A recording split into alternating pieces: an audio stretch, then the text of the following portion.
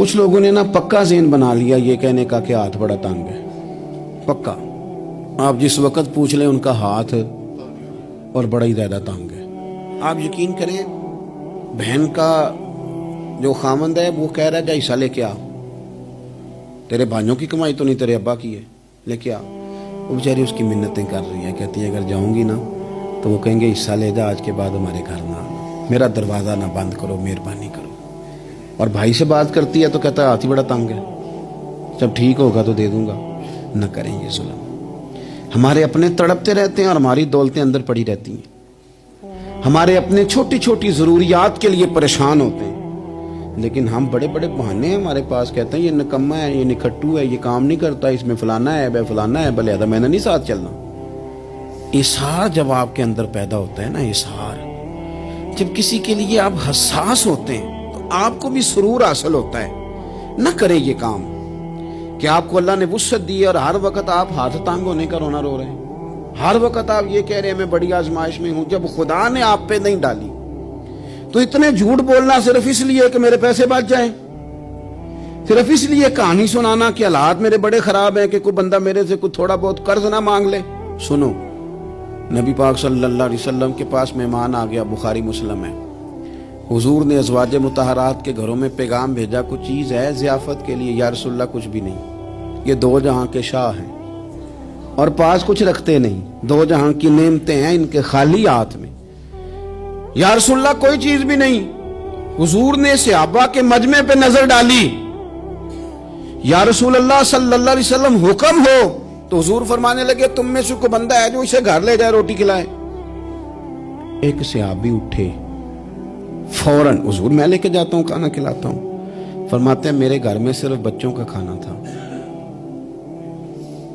یہ نہیں کہ فریزر بھرا ہوا ہے نعمتوں سے, صرف بچوں کا کھانا. یہ نہیں کہ کسی کو دیکھ کے اپنی ہنڈیا پہ برتن دے لیا, صرف بچوں کا کھانا. کہتے ہیں گھر گیا, بیوی سے کہا کیا کیفیت ہے, کہنے لگی بچوں کی روٹی ہے. میں نے کہا بچے سلا دے, صبح ناشتہ کر لیں گے. تو کہنے لگی آپ کیا کھائیں گے؟ تو میں نے کہا نہ میں کھاؤں گا نہ تو کھائے گی, مہمان جو نبی پاک کا ہے.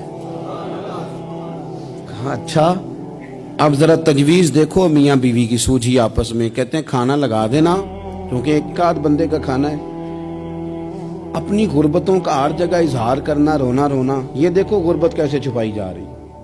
اس کو کہا نہیں کہ چل تو تھوڑا رحم کھا, تو آیا ہے تو تھوڑا رحم کھا, یہ نہیں کہا. کہا اٹھ کے نا تو کھانا رکھنا اور اٹھ کے نا چراغ ٹھیک کرنے کے بہانے بجھا دینا. ہم دنیا والوں کے سامنے کیوں اپنے دکھ بیان کریں؟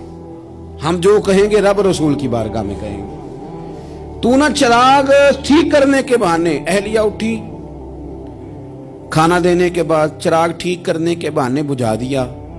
خامد بھی ہاتھ چلاتے رہے, بیوی کبھی برتن رکھتی کبھی اٹھاتی, پتہ چلے کہ کھانا کھا رہے ہیں, کھانا کھایا جا رہا ہے.